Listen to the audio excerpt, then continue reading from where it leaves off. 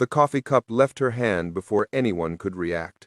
Hot liquid arced through the air, splashing across Judge Caprio's robe and the edge of his bench. The courtroom gasped. Officer Terrence Washington lunged forward, and Judge Frank Caprio, 80 years old, coffee dripping from his sleeve, didn't flinch. He simply looked at the young woman who had thrown it and said something no one expected. Timestamp 10:42 a.m. Defendant throws hot beverage at presiding judge during criminal proceedings. His response wasn't anger. It wasn't shock. It was something far more devastating, and it wouldn't be revealed until the perfect moment. Aurelia Bancroft stood frozen, her arm still extended, suddenly realizing what she'd done. Her attorney, Preston Harrington IV, had gone pale, his perfectly composed expression shattered. In the gallery, Montgomery Bancroft III looked like his carefully constructed world was collapsing in real time. "Tell us where you're watching from." Bailiff Washington reached for Aurelia, his hand moving toward the handcuffs on his belt. Judge Caprio raised his hand slowly. "Officer Washington, wait." The bailiff stopped mid-motion, confused but obedient. Caprio's voice was calm, almost conversational. "Miss Bancroft, do you have anything else you'd like to throw?" Aurelia didn't answer. She couldn't. Her mouth opened, but no sound came out. "Because if you're finished, I have something to say." But his historic response was still coming. First, he wanted the courtroom to understand exactly who they were dealing with. He set down his glasses carefully and wiped coffee from his hands with a handkerchief. Miss Delacroix, the clerk, had quickly provided. "Before I address what just happened, let's make sure everyone understands why Miss Bancroft is here today." He looked at the clerk. "Miss Delacroix, please read the charges." The clerk stood, her voice steady despite the chaos of the previous moments. Case 2025CR0156. City of Providence versus Aurelia Montgomery Bancroft. Charges: vehicular manslaughter, DUI causing death, leaving the scene of a fatal accident, reckless driving, failure to render aid. Murmurs rippled through the gallery. This wasn't a traffic case. This was a death. Caprio leaned forward slightly. On September 14, 2024, at approximately 1:47 a.m., the defendant was driving her Porsche 911 at 87 miles per hour in a 35-mile-per-hour zone. Her blood alcohol content was 0.17, over twice the legal limit. She ran a red light at the intersection of Hope Street and Blackstone Boulevard. She struck a Honda Civic driven by Michael David Reeves, a 29-year-old elementary school music teacher. Caprio's voice grew quieter. "Mr. Reeves died at the scene." Police report excerpt. The 14th of September 2024, 2:03 a.m. Victim Michael David Reeves pronounced dead at scene by EMT personnel. Cause of death: blunt force trauma, multiple internal injuries. Impact speed estimated at 85 plus mph. Defendant's vehicle located at private residence 2.3 miles from crash site. Defendant initially denied involvement. The courtroom was silent now. Even Aurelia had stopped moving, standing like a statue at the defense table. After the collision, Miss Bancroft did not stop. She did not call 911. She did not render aid. She fled the scene and drove to her father's estate in Barrington. When she arrived, she told a security guard to, and I'm quoting directly from the police report, "handle it." Preston Harrington stood slowly. "Your Honor, those allegations regarding—" "Sit down, counselor.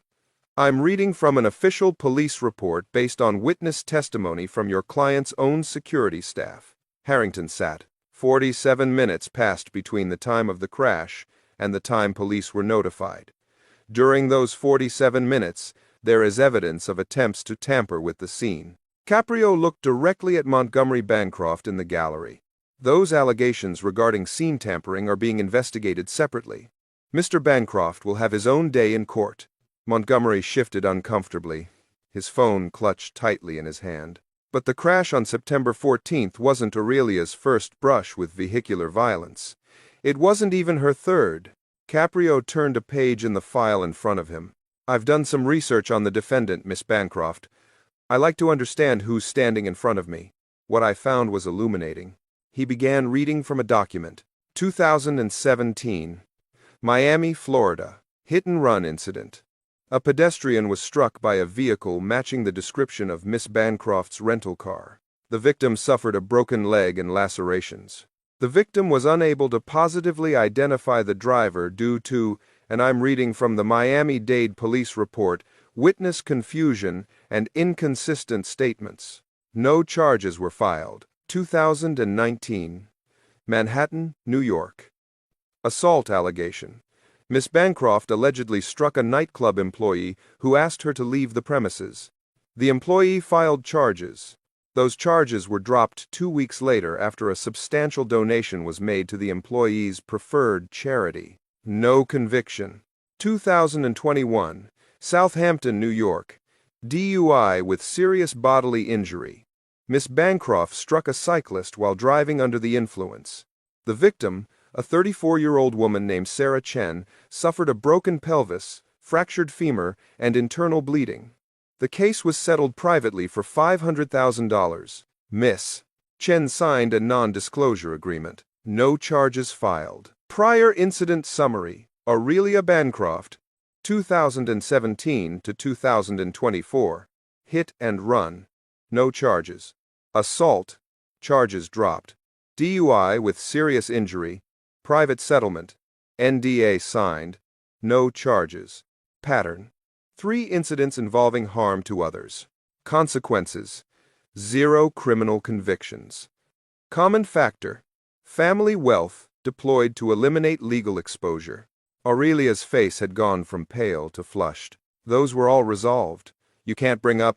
I can bring up whatever is relevant to understanding who you are and what patterns of behavior you've demonstrated. And what I see is clear. Harm, followed by money, followed by silence. Preston Harrington stood again, his voice more forceful now. Your Honor, those prior matters have no bearing on the current charges. They were resolved through proper legal channels. Proper legal channels that involved paying victims to go away. That's not justice, counselor. That's commerce. Caprio looked at Aurelia. You've been taught by experience that you can hurt people without consequences. That daddy's money will fix everything. That victims are just problems to be solved with the right-sized check. Until September 14th, when the person you hurt didn't survive to be paid off. Like this video, if you think wealth should never be a shield from justice. But the full weight of what Aurelia Bancroft had done wouldn't hit until the victim's family spoke. Caprio's voice softened. I'd like to hear from the victim's family. Is Elena Reeves present? A young woman stood in the gallery. She was 28, dressed simply, holding a framed photograph against her chest like armor. She walked forward slowly, each step deliberate, steady despite the pain written across her face. My name is Elena Reeves. Michael was my husband. Her voice was quiet but clear. Please, tell us about him. Elena took a breath. Michael was a music teacher at Lincoln Elementary School. He'd been teaching there for 6 years. He truly believed that every child deserved to know the joy of music. He spent his own money on instruments for students whose families couldn't afford them. He stayed late every day tutoring kids. He organized concerts and recitals so parents could see their children shine. On September 14th, he was driving home from back-to-school night. He'd stayed late to set up his music room, hung posters, organized instruments, wrote personalized welcome notes for each of his new students. Her voice wavered but didn't break. He called me at 11:30. He was so excited. He said, Elena, this is going to be the best year yet. The kids are going to love it. By 2 a.m., he was dead. Michael's obituary excerpt. Michael David Reeves, 29, beloved husband, father, and teacher. He believed every child deserved to know the joy of music. He brought light and laughter to everyone he met. He is survived by his wife Elena, son Marcus, and daughter Sophie. Elena held up the photograph she'd been carrying. It showed a man with kind eyes holding a guitar, a little girl on his lap, a baby in his arms. My daughter Sophie is 3 years old. Every single night she asks me when Daddy is coming back from his trip. She thinks he's on a trip. She doesn't understand death. She doesn't understand that he's never coming home. My son Marcus was 7 months old when his father died. He's 14 months now. He'll never know his father's voice. He'll never hear him play guitar. He'll never feel him, hold him. Michael was 29 years old.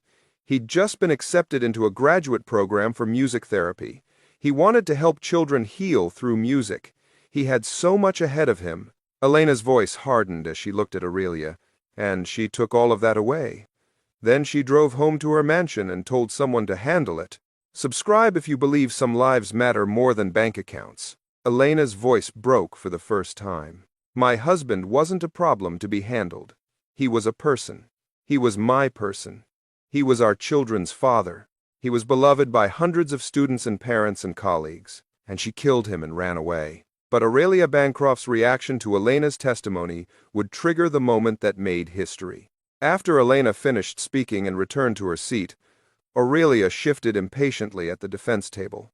She leaned over to whisper to Preston Harrington, who shook his head sharply. She sat back with a huff, arms crossed. Harrington stood. "Your Honor, I request a brief recess so my client can compose herself." Request denied. Will continue. Caprio looked directly at Aurelia. "Miss Bancroft, do you have anything you'd like to say to Mrs. Reeves?" Aurelia sighed dramatically, rolling her eyes. "This is ridiculous. I've said I'm sorry. What else do people want from me?" Elena's voice came from the gallery, sharp and clear. "You've never said you're sorry. Not once. Not to me. Not to my children. Not to anyone." Aurelia turned in her chair. "I'm saying it now, okay? I'm sorry. There. Happy?" The words hung in the air flat, empty, performative. Less an apology than an irritated dismissal. Caprio removed his glasses slowly. "That may be the least sincere apology I've heard in 40 years on this bench." Aurelia's face flushed. "What do you want me to do? Cry? Fall on my knees? This wasn't my fault. He came out of nowhere. You ran a red light at 87 miles per hour while drunk. Mr. Reeves had the right of way. Whatever. This whole thing is a joke. My father will." "Your father will what?" Timestamp. 1041A. Mine defendant dismisses victim's widow's testimony. References father's anticipated intervention. Aurelia grabbed the coffee cup sitting on the defense table. It was her attorney's coffee, still steaming, still full. Preston Harrington saw the movement and reached out. "Aurelia, don't." The cup left her hand. Hot liquid arced through the air in what seemed like slow motion. Coffee splashed across Judge Caprio's robe, across his bench, across his hands. Steam rose from his sleeve, droplets scattered across papers and files. And then Judge Frank Caprio delivered the response that would be seen by 50 million people. The courtroom was frozen. Not a sound, not a movement. Coffee dripped from the edge of the bench onto the floor. Bailiff Washington stood halfway between the defense table and the bench, one hand on his handcuffs. Caprio looked down at his coffee-stained robe. Then he looked up at Aurelia. His voice was calm, almost gentle. "Officer Washington, wait." The bailiff stopped. Caprio set down his soaked handkerchief and looked directly at Aurelia Bancroft. When he spoke, every word was measured, deliberate, clear. "Miss Bancroft, I've been doing this for over 40 years. I've been cursed at, threatened, and lied to more times than I can count. I've had people spit at me, throw papers at me, call me every name in the book, but I've never had someone throw coffee at me." He paused. "So I want to thank you." Aurelia blinked, confusion replacing her anger. "What?" "I want to thank you because you just showed this entire courtroom exactly who you are." 5 seconds. 7. 10. 12. In that silence, $1 billion couldn't buy a single word to say. Caprio's voice remained calm, but it carried the weight of absolute moral authority. "You are 26 years old. You have never faced a real consequence in your life. When you hurt someone in 2017, money made it disappear. When you assaulted someone in 2019, money made it disappear. When you nearly killed someone in 2021, money made it disappear. Your father's money got you out of trouble in 2017, 2019, and 2021. But it couldn't get Michael Reeves out of that car. It can't bring him back to his wife. It can't bring him back to his children. And it certainly won't get you out of this courtroom." Judge Caprio's historic response. "You just showed this entire courtroom exactly who you are. Video clip viewed 50+ million times across social media platforms within 72 hours. Trending topic on multiple platforms for 8 consecutive days. Featured in legal ethics courses at 47 law schools. You just threw hot coffee at an 80-year-old judge because you didn't like what you were hearing. That's not grief. That's not stress. That's not a momentary lapse in judgment. That's the tantrum of someone who has never been told no. Caprio leaned forward. Well, Miss Bancroft, no? No. Your money won't fix this. No. Your father won't save you. No. You will not walk out of here today. And no, you will not forget what happened on September 14th, because I won't let you. Subscribe if you think this response should be taught in every law school. But Caprio's response wasn't just words, it was action. He turned to the bailiff. Officer Washington, you may now approach the defendant. The bailiff moved forward, handcuffs ready. Miss Bancroft, you are now charged with assault on a judicial officer. That's a felony under Rhode Island law. Preston Harrington was on his feet. Your Honor, please, my client was under extreme emotional duress. She's been under tremendous stress. Your client is under extreme entitlement, counselor. There's a difference. Caprio's voice grew harder. Her bail is hereby revoked. She will be remanded to custody immediately pending trial on all charges, including the assault charge I've just added. Aurelia's eyes went wide. You can't do this. My father will. Your father is the reason you think you can throw hot coffee at a judge. Your father is the reason you think consequences don't apply to you. Your father is the reason you've never learned that actions have meaning. Caprio looked toward the gallery. And speaking of your father, Montgomery Bancroft had stood, his face red. Your Honor, I must protest this treatment of my daughter. Mr. Bancroft, sit down immediately or you will join your daughter in custody for contempt of court. Caprio's voice was ice. And I should mention the evidence tampering charges against you are being filed this afternoon. The district attorney will be contacting you shortly. Montgomery sat down hard, his phone slipping from his hand. Bail revocation order defendant Aurelia Montgomery Bancroft. Bail revoked effective immediately. Additional charge filed. Assault on judicial officer felony. R.I. General Laws. 1113. Defendant remanded to Rhode Island Department of Corrections custody pending trial. No bail eligible due to assault on court officer and demonstrated contempt for judicial proceedings. Aurelia's voice cracked, the arrogance finally breaking. This isn't fair. I didn't mean to kill him. It was an accident. I didn't mean. Caprio cut her off. The crash may have been an accident, though driving 87 miles per hour while drunk makes that debatable. But the fleeing was a choice. The cover-up was a choice. Lying to police was a choice. And throwing coffee at me was a choice. You've had 4 opportunities to show remorse today, Miss Bancroft. You've shown contempt.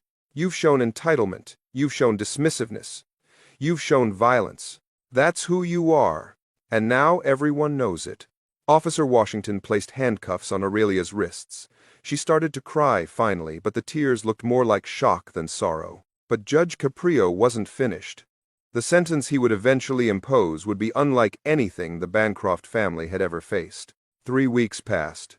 Aurelia's trial was fast-tracked due to the assault charge and her demonstrated flight risk. Her attorneys advised her that the evidence was overwhelming security footage from multiple businesses showing her speed, her running the red light, the impact, her blood alcohol from the hospital she'd been taken to for minor injuries. Her own security staff's testimony about her words when she arrived home, the 47-minute gap before police were called. She pled guilty to avoid trial. Montgomery Bancroft was charged separately with obstruction of justice and evidence tampering. His attorney negotiated a plea agreement. Both father and daughter faced sentencing on the same day, in the same courtroom, before Judge Frank Caprio. News headline Providence Journal. The 12th of October 2024. Billionaire Bancroft and daughter face sentencing in fatal DUI, cover-up judge who was assaulted to preside. Caprio addressed Montgomery first. Mr. Bancroft, you are a man of considerable means and influence. You've built companies. You've funded hospitals and museums. You've shaped policy. You've done some genuine good in this world." Montgomery stood rigid, his expensive suit unable to hide how much smaller he looked than 3 weeks ago. "But you've also spent nearly a decade teaching your daughter the wrong lessons. You taught her that money can erase mistakes, that wealth can purchase innocence, that the right donation to the right place can make victims disappear." Caprio's voice grew colder. Michael Reeves couldn't be made to disappear. His widow couldn't be silenced. His children couldn't be bought off. You tried anyway. You spent 47 minutes trying to clean up your daughter's crime before allowing anyone to call police. 47 minutes in which evidence was moved, stories were coordinated, and a dead man lay crushed in his car. Evidence timeline: the 14th of September 2024, 2:03 a.m. Victim pronounced dead at scene, 2:08 a.m. Defendant Aurelia Bancroft arrives at father's estate, 2:11 a.m. Security team begins moving defendant's vehicle, 2:14 a.m. Private attorney contacted by Montgomery Bancroft, 2:50 a.m. Police finally notified. Total elapsed time: 47 minutes. For obstruction of justice and evidence tampering, I sentence you to 2 years in state prison. Montgomery's face went pale. Your Honor, You'll serve your time like everyone else, Mr. Bancroft. No private facility, no special accommodations. Perhaps you'll learn what your daughter never did, that consequences are part of being human, that no one is above the law. Comment historic if you think Caprio handled this perfectly. But the real sentence, the one that would make headlines, was for Aurelia.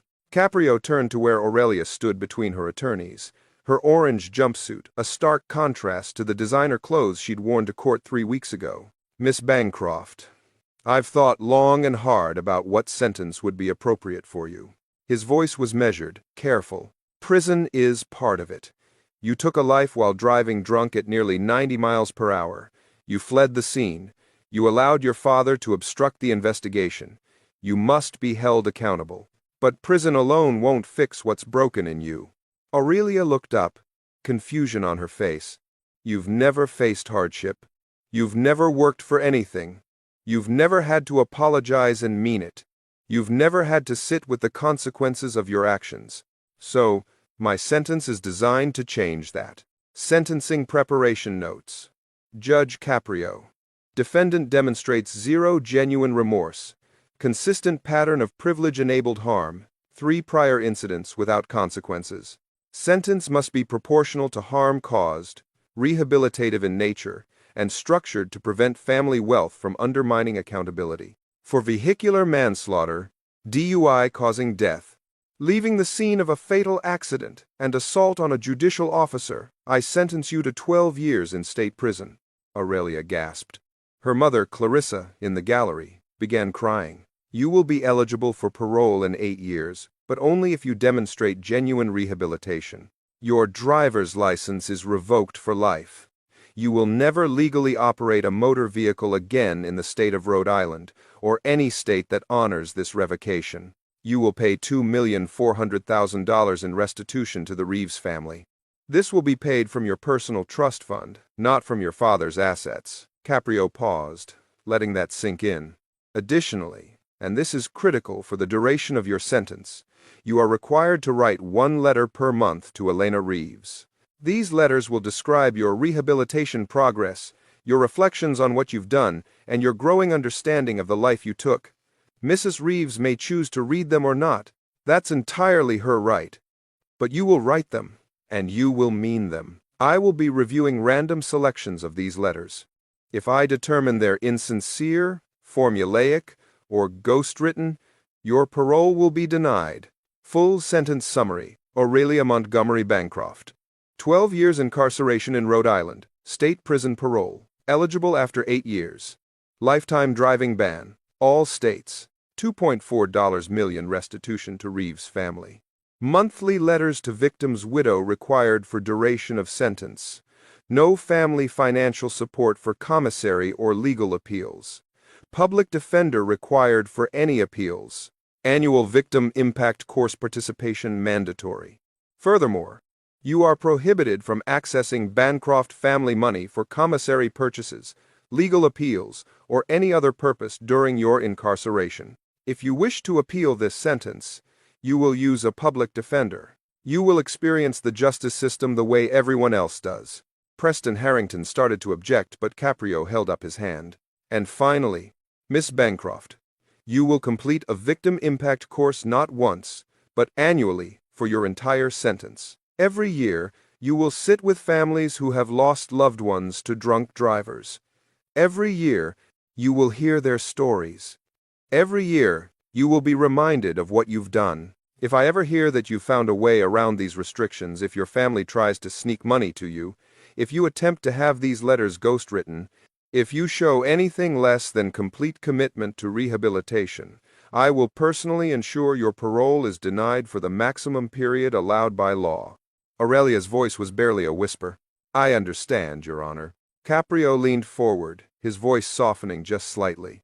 I hope you do, Miss Bancroft. I genuinely hope you do. Because Michael Reeves's children will grow up without a father.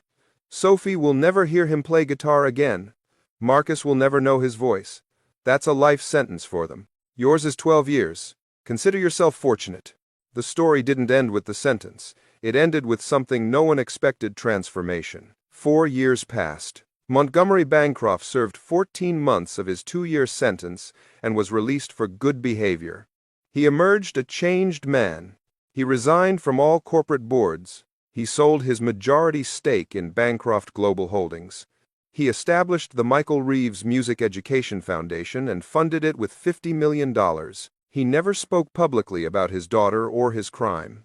He simply worked quietly to honor the man whose death he'd helped cover up. Michael Reeves Music Education Foundation Annual Report. Year 3. 147 public schools funded. 23,000 musical instruments donated. 12 music therapy programs established at children's hospitals. 856 music teachers provided continuing education scholarships. Founder. Anonymous IRS records confirm Montgomery Bancroft III as primary donor. Aurelia remained incarcerated at the Rhode Island Women's Correctional Facility. Her first year was angry. She complained constantly. She refused to participate in programming. She wrote perfunctory, resentful letters to Elena that demonstrated no understanding of what she'd done.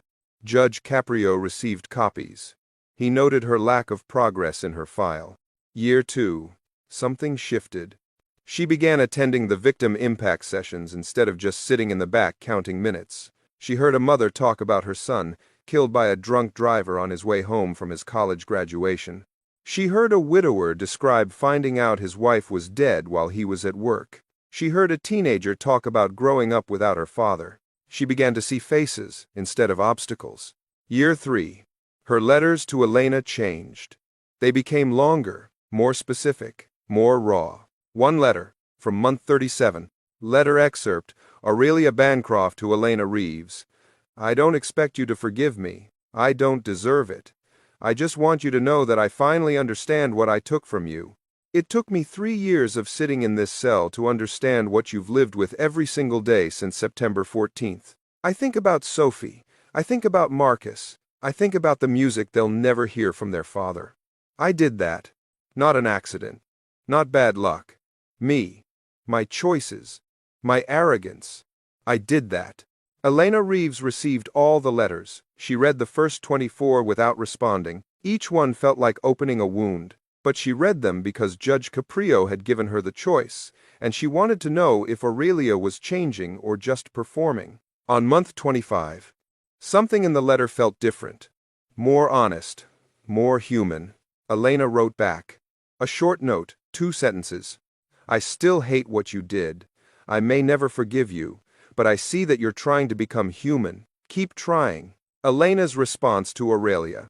2 words changed everything. Keep trying.